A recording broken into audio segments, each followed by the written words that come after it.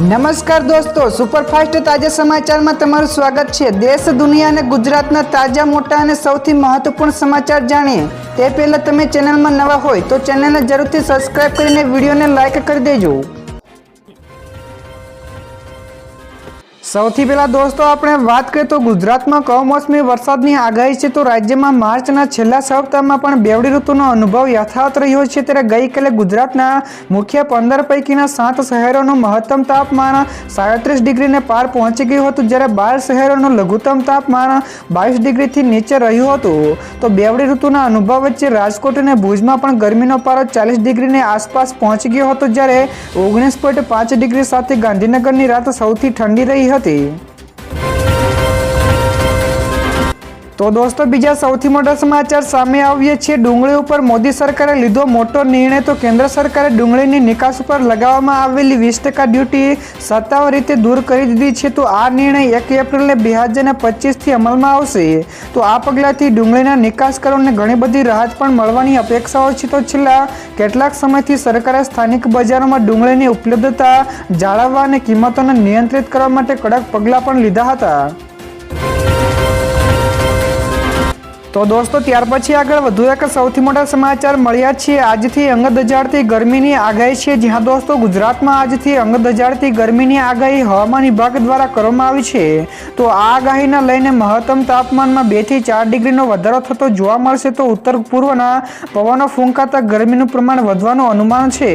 તો અમદાવાદમાં મહત્તમ તાપમાન 39 થી 40 ડિગ્રી સુધી રહી શકે છે, જ્યારે સૌથી વધારે ગરમી સૌરાષ્ટ્રના ભાગોમાં પડી શકે તેવી આગાહી હવામાન વિભાગ દ્વારા કરવામાં આવી છે। તો દોસ્તો બીજા સૌથી અગત્યના સમાચાર સામે આવ્યા છે। નીતિન ગડકરીનું મોટું નિવેદન, કહ્યું કે નવી ટોલ પોલિસી 1 એપ્રિલથી દેશભરમાં લાગુ કરાશે। જ્યાં દોસ્તો કેન્દ્રીય માર્ગ અને પરિવહન મંત્રી નીતિન ગડકરીએ ગઈકાલે એક કાર્યક્રમમાં જણાવ્યું હતું કે નવી ટોલ નીતિ 1 એપ્રિલથી દેશભરમાં લાગુ કરવામાં આવશે। તો તેમણે વિશેષમાં કહ્યું કે લોકો નવી નીતિથી સંતુષ્ટ થશે અને ટોલ અંગેના કોઈ પણ પ્રશ્ન ઊભા થશે નહીં। તો નીતિન ગડકરીએ વિશેષમાં કહ્યું કે હાલમાં સંસદનું સત્ર ચાલી રહ્યું છે, તેથી વધુ માહિતી આપી શકતો નથી। ત્યાર પછી દોસ્તો આગળ વધુ એક સૌથી અગત્યના સમાચાર મળ્યા છે। મિલકતોની નોંધણીમાં થતી છેતરપિંડીને રોકવા માટે સરકારનો મોટો નિર્ણય। જ્યાં દોસ્તો ગુજરાતમાં જમીન અને મકાન સહિતની મિલકતોની નોંધણીમાં થતી છેતરપિંડીને રોકવા માટે રાજ્ય સરકારે આગામી તારીખ 1 એપ્રિલથી અમલમાં આવનાર છે। તો રાજ્યના નોંધણીસર નિરીક્ષક અને સુપ્રિન્ટેન્ડન્ટ ઓફ સ્ટેમ્પની કચેરી દ્વારા જાહેર કરવામાં આવેલા પરિપત્ર અનુસાર હવેથી મિલકતોની નોંધણી માટે રજૂ કરવામાં આવતા દસ્તાવેજોમાં મિલકતોના ફોટોગ્રાફ અને અક્ષાંશ તેમજ રેખાંશ દર્શાવવાના ફરજિયાત રહેશે। ત્યારબાદ દોસ્તો ફટાફટ આગળના બીજા સમાચાર વિશે વાત કરવામાં આવે તો મનપાની સુંદર કામગીરી કહેશો વાહ વાહ। જ્યાં દોસ્તો ઉનાળાનો તડકો તપી રહ્યો છે, ત્યારે રાજ્યમાં લૂ લાગવાથી ગઈકાલે એક વ્યક્તિનું પણ મોત થયું છે। તો ગરમીમાં લોકોને રાહત મળી રહે તે માટે અમદાવાદમાં અનોખું બસ સ્ટોપ બનાવાયું છે, જેમાં મનપાએ હીટ એક્શન પ્લાન હેઠળ કુલ બસ સ્ટોપનું નિર્માણ કર્યું છે। તો ત્યાં લોકોને ગરમીથી રાહત મળવાની સાથોસાથ ઠંડકનો પણ અહેસાસ થાય છે। તો અમદાવાદમાં મનપાએ લાલ દરવાજા ટર્મિનસ ખાતે પ્લેટફોર્મ નંબર 7 અને 8 ઉપર ખાસ કર્ટેન સાથેના કુલ બસ સ્ટોપ બનાવાયા છે। તો દોસ્તો ગુજરાતમાં પણ આવા કુલ બસ સ્ટોપ હોવા જોઈએ કે નહીં, ફટાફટ નીચે કોમેન્ટમાં જણાવજો। તો દોસ્તો બીજા સૌથી મહત્વપૂર્ણ સમાચાર સામે આવ્યા છે। ડીવાયએસપી સાથે ખનીજ માફિયાઓનો સંપર્ક। જ્યાં દોસ્તો સુરેન્દ્રનગરમાં બેફામ બનેલા ખનીજ માફિયાઓની સામેની કાર્યવાહીમાં એક ચોંકાવનારી વિગત સામે આવી છે, જેમાં ખનીજ માફિયાઓના મોબાઈલમાંથી ડીવાયએસપીનો નંબર મળી આવ્યો છે। તો ડીવાયએસપી સહિત પોલીસની કામગીરી પણ શંકાના દાયરામાં આવી છે, જેમાં ડીવાયએસપી વિશાલ રબારી ખનીજ માફિયાઓના સંપર્કમાં ન હોવાનું અને મળેલો નંબર તેમનો નથી તેમ પણ જણાવ્યું હતું। તો પ્રાંત અધિકારીઓ તાત્કાલિક ધોરણે તપાસ હાથ ધરી છે। તો દોસ્તો ત્યાર પછી આગળ વધુ એક સૌથી મહત્વપૂર્ણ સમાચાર। છેલ્લા 3 વર્ષમાં ભારત ખાતેથી તમાકુની નિકાસમાં થયો વધારો। જ્યાં દોસ્તો બ્રાઝિલ તથા ઝિમ્બાબ્વેમાં પાક ઉપર અસર પડતા ભારત ખાતેથી તમાકુની નિકાસ છેલ્લા 3 વર્ષમાં વધીને બમણી થયાનું વાણિજ્ય મંત્રાલયના ડેટા જણાવે છે। તો નાણાં વર્ષ 2021-22માં કુલ 92.30 કરોડ ડોલરની સરખામણીએ વર્તમાન નાણાં વર્ષના ફેબ્રુઆરી સુધીમાં દેશમાંથી 184 કરોડ ડોલરના તમાકુની નિકાસ થવા પામી છે। તો માર્ચના અંત સુધીમાં આ આંક $2 અબજને આંબી જવાની પણ અપેક્ષા રાખવામાં આવી રહી છે। ત્યારબાદ દોસ્તો આ સિવાયના બીજા સમાચારની ઝડપથી વાત કરવામાં આવે તો હેપીનેસ ઇન્ડેક્સ ઉપર આધ્યાત્મિક ગુરુએ નિરાશા વ્યક્ત કરી। જ્યાં દોસ્તો હાલમાં જે પ્રકાશિત થયેલા વર્લ્ડ હેપીનેસ ઇન્ડેક્સ 2025ના રિપોર્ટની વિશ્વસનીયતા અંગે આધ્યાત્મિક ગુરુ અને આર્ટ ઓફ લિવિંગ્સના સ્થાપક શ્રી રવિશંકર મહારાજનું નિવેદન સામે આવ્યું છે। તો તેમણે કહ્યું કે ભારતને યાદીમાં 118મા સ્થાને રાખવામાં આવ્યું છે, જેમાં એવા પણ ઘણા બધા દેશોને ભારતથી ઉપર મૂકવામાં આવ્યા છે જ્યાં હિંસાના કિસ્સાઓ વધારે નોંધાઈ રહ્યા છે। તો આવી સ્થિતિમાં આ યાદી આશ્ચર્યજનક છે। તો દોસ્તો બીજા સૌથી મોટા સમાચાર સામે આવ્યા છે। સ્માર્ટ સિટી પ્રોજેક્ટમાં 1760 કરોડનું આંધણ। જ્યાં દોસ્તો વડાપ્રધાન નરેન્દ્ર મોદીએ દેશની 100 સિટીને સ્માર્ટ સિટી બનાવવાનો નિર્ધાર કર્યો હતો, જેમાં વડોદરાનો પણ સમાવેશ કરીને 49 જેટલા પ્રોજેક્ટ પાછળ 1760 કરોડનું આંધણ કર્યું છે। જ્યારે સ્માર્ટ સિટી પ્રોજેક્ટને હવે ત્રીજી વાર એક્સટેન્શન આપવાની હલચલ પણ શરૂ કરાઈ છે। જો કે પાણી, ટ્રાન્સપોર્ટેશન, આરોગ્ય સહિતના પ્રોજેક્ટને તંત્રે કાગળ ઉપર પણ પૂર્ણ બતાવીને નાણાં ચૂકવ્યા છે, પરંતુ શહેરીજનોને આ એક પણ પ્રોજેક્ટનો કોઈ પણ લાભ મળી રહ્યો નથી। તો દોસ્તો ત્યાર પછી આગળ વધુ એક સૌથી મોટા સમાચાર મળ્યા છે। 1 એપ્રિલથી બદલાઈ જશે કર માળખું। જ્યાં દોસ્તો 1 એપ્રિલ 2025થી સમગ્ર દેશમાં નવું કર માળખું લાગુ કરવામાં આવશે, જે પછી 12 લાખ સુધીના પગાર મેળવનારાઓને હવે આવકવેરાની ચિંતા કરવાની જરૂર રહેશે નહીં, પરંતુ આ માટે તેમણે નવી કર વ્યવસ્થાનો પણ વિકલ્પ પસંદ કરવો પડશે।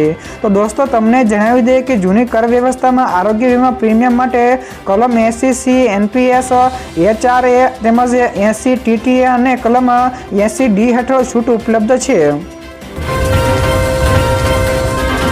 તો દોસ્તો બીજા સૌથી અગત્યના સમાચાર સામે આવ્યા છે। ઉમેદવારો માટે આવ્યા ગુડ ન્યૂઝ। તો રાજ્યના સીએમ ભૂપેન્દ્ર પટેલે શિક્ષણલક્ષી મોટો નિર્ણય લીધો છે। તો શિક્ષણ સહાયકની જગ્યામાં વધારો કર્યો છે। તો જૂના શિક્ષક તરીકે 2230 શિક્ષકોને શાળા ફાળવણીની અને નિમણૂકની હુકમની પ્રક્રિયા પણ પૂર્ણ કરવામાં આવી છે, જે અંતર્ગત હવે ખાલી રહેતી 3178 જેટલી જગ્યાઓ શિક્ષણ સહાયકથી ભરવામાં આવશે। તો હાલમાં ચાલી રહેલી શિક્ષણ સહાયક ભરતીમાં ખાલી પડેલી જગ્યાઓનો ઉમેરો ફરી એકવાર કુલ અંદાજિત 10,700 જેટલી જગ્યાઓ પર ભરતી પ્રક્રિયા હાથ ધરાશે। ત્યાર પછી દોસ્તો આગળ વધુ એક સૌથી અગત્યના સમાચાર સોનાના ભાવમાં થયો ઘટાડો। જ્યાં દોસ્તો સોનાના ભાવમાં સતત બીજા દિવસે ઘટાડો થયો છે, જેનાથી સામાન્ય માણસોને થોડી રાહત મળી છે। તો અમદાવાદ માર્કેટમાં 22 કેરેટ સોનાના 10 ગ્રામનો ભાવ ₹400 ઘટીને ₹82,350 થયો છે, જ્યારે 24 કેરેટ સોનાના 10 ગ્રામનો ભાવ ₹390 ઘટીને ₹89,880 થયો છે। તો ચાંદીના ભાવમાં પણ ₹2,000નો ઘટાડો થયો છે, જેના કારણે ચાંદીનો ભાવ પ્રતિ કિલો ₹1,01,000 થયો છે। ત્યારબાદ દોસ્તો ફટાફટ આગળના બીજા સમાચાર વિશે વાત કરવામાં આવે તો દક્ષિણ કોરિયાના 20થી વધારે જંગલોમાં લાગી આગ। જ્યાં દોસ્તો અમેરિકા પછી હવે દક્ષિણ કોરિયાના જંગલોમાં આગ લાગી છે। તો દક્ષિણ કોરિયામાં 20થી વધારે સ્થળોએ જંગલો આગની ઝપેટમાં છે। તો આમાં દક્ષિણ અને પૂર્વ કોરિયાના દ્વીપકલ્પમાં ફેલાતી આગને પરિસ્થિતિને વધુ ગંભીર બનાવી છે, જ્યારે આ ભીષણ આગમાં 2 અગ્નિશામકોના પણ અવસાન થયા છે। તો પરમ દિવસે દક્ષિણ પ્રાંતમાં શરૂ થયેલી આગ ગઈકાલ સુધીમાં 275 હેક્ટર એટલે કે 680 એકર વિસ્તારોને ઘેરી લીધી છે। તો દોસ્તો બીજા સૌથી મહત્વપૂર્ણ સમાચાર સામે આવ્યા છે। અમેરિકાએ તાલિબાનને આપી મોટી રાહત। જ્યાં દોસ્તો અફઘાનિસ્તાન અંગે અમેરિકન રાજદ્વારીઓએ એક નવો વળાંક લીધો છે। તો અમેરિકાએ ગૃહમંત્રી સિરાજુદ્દીન હક્કાની સહિત 3 તાલિબાની નેતાઓ ઉપરથી ઇનામ રદ કર્યું છે, જે બાદ તાલિબાન સરકારને ટૂંક સમયમાં વૈશ્વિક સમુદાય તરફથી માન્યતા મળવાની અપેક્ષા છે। તો દોસ્તો તમને જણાવી દઈએ કે સિરાજુદ્દીન હક્કાની ઉપર 2008માં કાબુલની શેરાના હોટલ ઉપર હુમલો કરવાનો આક્ષેપ હતો। તો આ હુમલામાં એક અમેરિકન નાગરિક સહિત 6 જેટલા લોકો માર્યા ગયા હતા। તો દોસ્તો બીજા સૌથી અગત્યના સમાચાર સામે આવ્યા છે। કોંગ્રેસની 9મી તારીખે રિવરફ્રન્ટ ખાતે અધિવેશન યોજાશે। જ્યાં દોસ્તો ગુજરાતમાં આશરે 64 વર્ષ બાદ કોંગ્રેસનું રાષ્ટ્રીય અધિવેશન આગામી તારીખ 8 અને 9 એપ્રિલના રોજ અમદાવાદમાં યોજાશે। તો આ કાર્યક્રમની શરૂઆત તારીખ 7 એપ્રિલથી થશે। તો 7 એપ્રિલની સાંજે 7 વાગે સાબરમતી રિવરફ્રન્ટ ખાતે સાંસ્કૃતિક કાર્યક્રમ પણ યોજાશે। તો 8 એપ્રિલે સવારે 11 વાગે શાહીબાગ સ્થિત સરદાર સ્મારક ખાતે પણ કોંગ્રેસ વર્કિંગ કમિટીની બેઠક મળશે, ત્યારે 9મી એપ્રિલે કોંગ્રેસનું રાષ્ટ્રીય અધિવેશન સાબરમતી રિવરફ્રન્ટ ખાતે શરૂ થશે। ત્યાર પછી દોસ્તો આગળ વધુ એક સૌથી અગત્યના સમાચાર મળ્યા છે। રાજકોટ અને જેતપુર ટોલ ટેક્સમાં 25% ઘટાડો। જ્યાં દોસ્તો રાજકોટ અને જેતપુર વચ્ચેના ટોલ ટેક્સમાં 25% ઘટાડો કરવામાં આવ્યો છે। તો 4 વ્હીલ્સ માટે એકતરફી મુસાફરીના ₹45 વસૂલતા હતા, તો હવે ગઈકાલથી પીઠડિયા ટોલ નાકા ઉપર ₹35 કરી દેવામાં આવ્યા છે। તો ટોલ ટેક્સ ઘટાડવાને લઈને સ્થાનિકોએ આંદોલન પણ કર્યું હતું, પરંતુ તે આંદોલન સફળ રહ્યું છે। તો ભરૂડી ટોલ ટેક્સમાં પણ કોઈ પણ ઘટાડો કરવામાં આવ્યો નથી, તો ગોંડલના ભરૂડી ટોલ નાકા ઉપર ₹45 વસૂલાશે।